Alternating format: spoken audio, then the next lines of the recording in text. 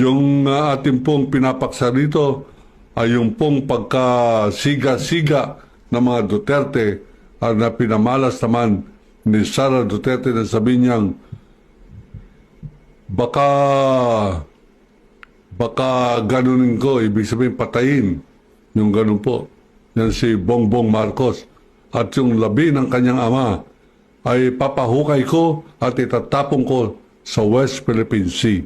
Ito'y sobrang paglapastangan na sa kultura ng Pilipino, mga kaibigan. At yung kanyang kapatid naman, si Baste, abay kanina kausap ko po mga kapatid na Muslim na nanghalian po kami matapos po magdasal at pinakita po sa akin yung posting ni Baste. Sabi niya, maghintay lamang ito mga taong ito. Pag nakabalik kami sa Malacanang sa year 2028, yung Ilocos Norte ay pupulbusin ko.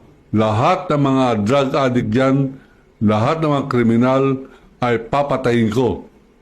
At tandaan nila, yung ginawa ng tatay ko sa Marawi, gagawin ko sa Ilocos Norte yan. Bobombahin ko ang Ilocos Norte.